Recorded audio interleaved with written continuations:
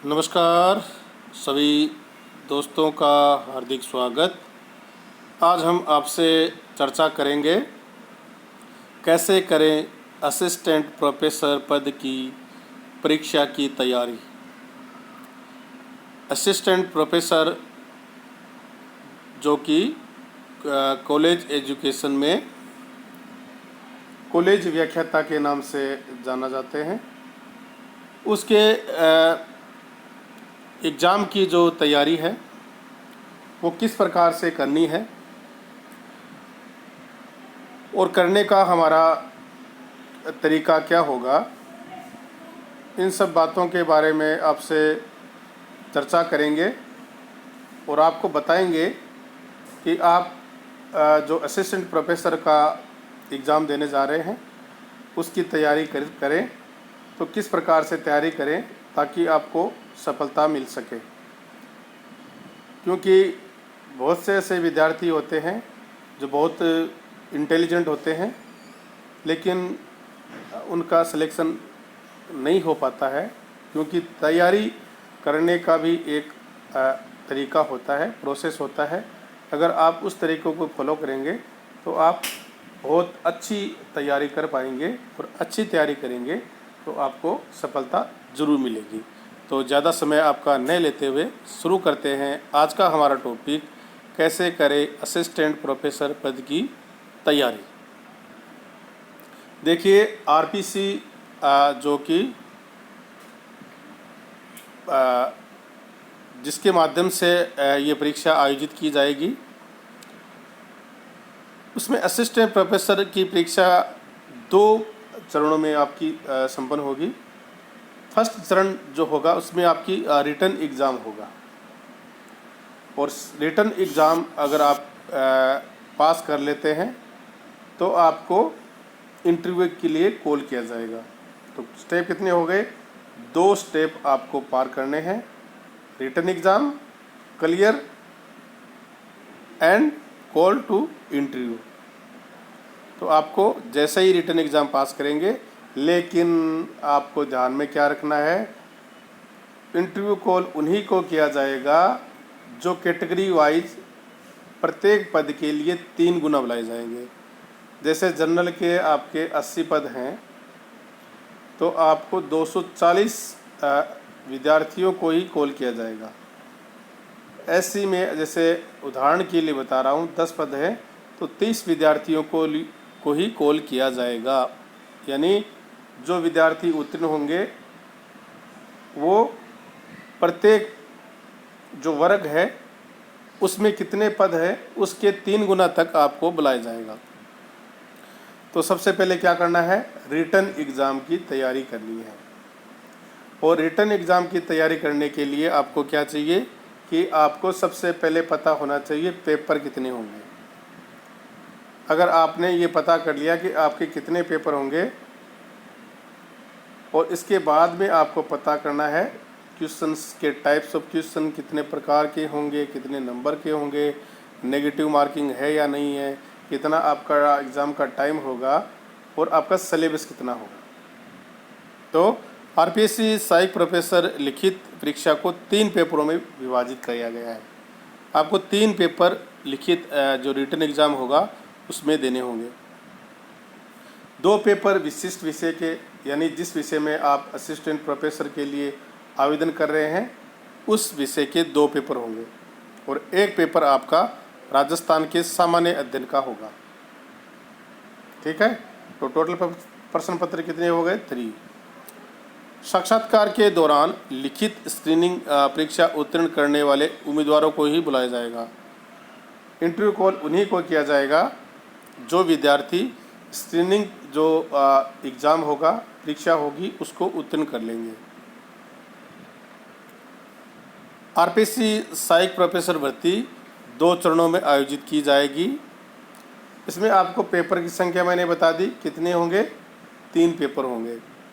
2 paper आपके विषय के होंगे और 1 सामान्य राजस्थान सामान्य अध्ययन का पेपर होगा। प्रत्येक प्रश्न का वेटेज क्या होगा इसको मैं आगे बताऊंगा। समय अवधि कितनी होगी इसको भी हम नेक्स्ट स्लाइड में आपको बताएंगे। और अधिक अगर जानकारी आपको चाहिए तो आप आरपीसी की जो साइट है उस पर जाकर इसका गहन अध्ययन और कर सकते हैं। पेपर फर्स्ट और सेकंड का जो परीक्षा होगी वो आपके विषय की होगी और परीक्षा होगी वो होगी ऑब्जेक्टिव टाइप प्रश्न होंगे आपके 150, नंबर कितने होंगे 75 और पेपर का जो टाइम होगा वो होगा आपका 3 घंटे का और सभी प्रश्नों के बराबर वेटेज यानी समान अंक है। तो देखिए प्रश्न होंगे 150, नंबर होंगे 75 और अंक कितने हो गए 0.5 और पेपर में नेगेटिव मार्किंग होगी। हर 3 गलत उत्तरों के लिए 1 अंक काटा जाएगा। ये आपके फर्स्ट और सेकंड पेपर हो गए। इसके बाद में बात करते हैं थर्ड पेपर, जो कि राजस्थान का सामान्य अध्ययन होगा और लिखित परीक्षा वस्तुनिष्ठ प्रकार का पेपर होगा। ये भी आपका ऑब्जेक्टिव टाइप प्रश्न होगा। अधिकतम अंक होंगे आपके 50, प्रश्नों की संख्या होगी आपकी 100, कागज़ की अवधि जो होगी वो होगी आपके 2 घंटे की। सभी प्रश्न बराबर अंकों के होंगे। प्रत्येक प्रश्न में 0.5 अंक के होंगे यानी प्रत्येक प्रश्न आधे नंबर का होगा। इसमें भी आपकी नेगेटिव मार्किंग है तो आपको हर 3 गलत उत्तरों के लिए 1 अंक आपका काट लिया जाएगा। तो ये आपका लिखित परीक्षा के पेपर हो गए 3। इसके बाद में आरपीसी असिस्टेंट प्रोफेसर लिखित परीक्षा पास करने वाले कैंडिडेट को ही इंटरव्यू राउंड के लिए बुलाया जाता है और इस राउंड में 24 अंकों का आपका ये राउंड होता है। बुलाए गए उम्मीदवारों की संख्या किसी विशेष विषय के निर्दिष्ट रिक्त पदों की संख्या के 3 गुना होती है। यानी आपके जितने पद जिस विषय में आप आवेदन कर रहे हैं उसके 3 गुना तक आपको बुलाया जाएगा। आरपीसी सहायक प्रोफेसर के पद के लिए उम्मीदवारों की अंतिम सूची कुल आरपीसी सहायक प्रोफेसर पद के लिए उम्मीदवारों की अंतिम सूची कुल 224 अंकों की तैयार की जाएगी। यानी आपके 200 अंकों की तो आपकी लिखित परीक्षा होगी और 24 नंबर के आपके जो इंटरव्यू के नंबर होंगे। तो इस प्रकार आपके टोटल नंबर कितने हो जाएंगे 224।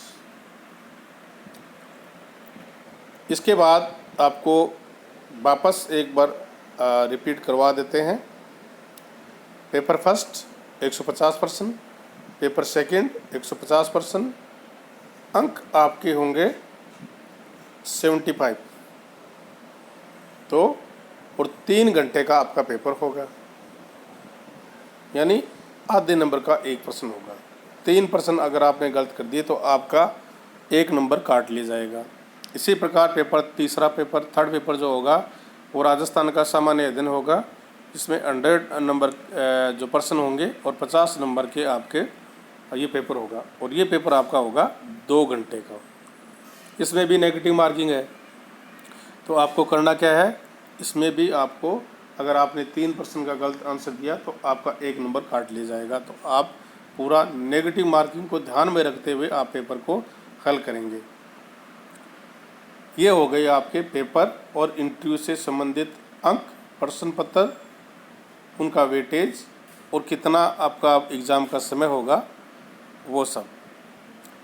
अब मैं आपको कुछ टिप्स बताऊंगा जिनको आप अगर फॉलो करेंगे तो आपकी तैयारी बहुत अच्छी होगी। सबसे पहले प्रसिद्ध पुस्तकों से विषय को जानें और समझें। ये बहुत महत्वपूर्ण आपके लिए बात है कि आप जो भी पुस्तक पढ़ें वो प्रसिद्ध पुस्तक हो। यानी जो भी आप पुस्तक पढ़ रहे हैं, बुक्स पढ़ रहे हैं, वो ऑथेंटिक पुस्तक हो, उसके डाटा उसका जो कलेक्शन है वो अच्छा हो और उसको आप जानें, समझें, उसकी गहनता से अध्ययन उसका करें। अगर आपने डीप से स्टडी कर ली, गहनता से उसका अध्ययन कर लिया और आपने समझ लिया तो आपकी तैयारी बहुत अच्छी होगी। क्योंकि अगर गहनता से तैयारी नहीं करेंगे तो इंटरव्यू में जब आप जाएंगे तो आपको पूरी गहनता से आपकी जो नॉलेज है उसको जांचा जाता है, आपका विषय के बारे में ज्ञान है उसको परखा जाता है। तो आपको गहनता से उसका अध्ययन करना है। बुक्स आपको प्रसिद्ध पुस्तकों का ही अध्ययन आपको करना है। नियमित रूप से उन्हें संशोधित करने के लिए कठिन विषयों पर संक्षिप्त शॉर्ट नोट्स बनाइए। आप नियमित रूप से जो भी बुक्स पढ़ते हैं तो कठिन जो विषय आपको लगते हैं उसके छोटे छोटे नोट्स आप तैयार जरूर करें। और अंतिम जो मिनट है उसमें संशोधन के लिए भी नोट्स तैयार करें। आपको जब एग्ज़ाम देना हो उसके हिसाब से भी तैयारी आप साथ साथ करिए।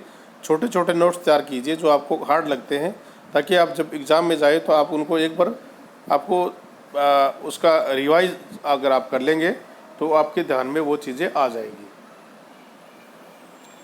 एक बार विषय अच्छी से कवर हो जाने के बाद अपने प्रदर्शन का विश्लेषण करने के लिए नियमित आधार पर मॉक टेस्ट की प्रैक्टिस करें।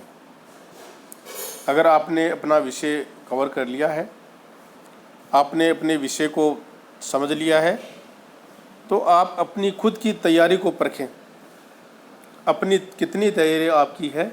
और इसके लिए आपको मॉक टेस्ट की प्रैक्टिस करनी चाहिए और उसमें से आपको विश्लेषण करना चाहिए कि कौन सा चैप्टर आपको जो हार्ड लगा था उसमें आपका प्रदर्शन कितना रहा था और जो आपको सरल लगा था उसमें आपका प्रदर्शन कितना रहा था। तो आप उस हिसाब से आपकी तैयारी को परख सकते हैं, आपको अपनी तैयारी को सुधार सकते हैं। प्रश्न पत्र पैटर्न को बेहतर समझने के लिए पिछले वर्ष के प्रश्न पत्रों को जितना हो सके उतना हल करें। पिछले जो एग्ज़ाम्स हुए हैं उन सब एग्ज़ाम्स के पेपर आप देखिए और उन सब एग्ज़ाम्स के पेपर को आप हल कीजिए।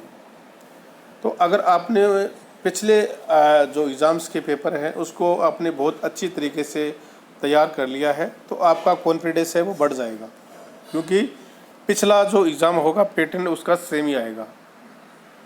आपको पता चल जाएगा कि आपको जब एग्ज़ाम आप देने जा रहे हैं तो उसमें आपका जो तैयारी है वो कितनी है, क्योंकि आपने पैटर्न के हिसाब से तैयारी की और आपने मॉक टेस्ट के माध्यम से अपनी जो रिजल्ट्स है उसको परखा है, उसको जाना है।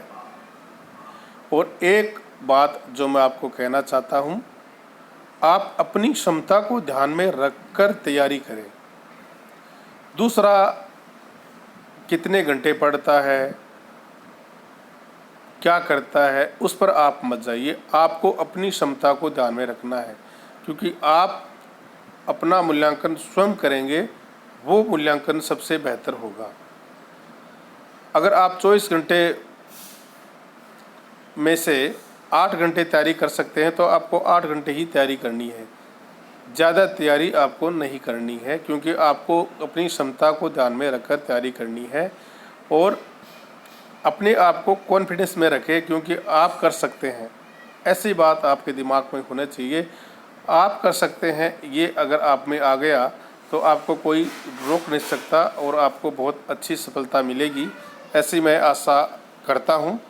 हमारे जो विद्यार्थी हैं, हमारे जो दोस्त हैं, उनको मैं अग्रिम शुभकामनाएं देता हूं कि वो बहुत अच्छा रिजल्ट्स देंगे और जो बातें मैंने बताई हैं उन पर अगर ध्यान देंगे तो उनके रिजल्ट्स बहुत बेहतर होंगे और आप आने वाले समय में कॉलेज लेक्चर जो असिस्टेंट प्रोफेसर अब बन गया है, बनकर निकलेंगे और समाज देश की आपको नया दिशा प्रदान करेंगे, ज्ञान प्रदान करेंगे, ऐसी मैं आशा करता हूँ। सभी का बहुत बहुत धन्यवाद। Thank you.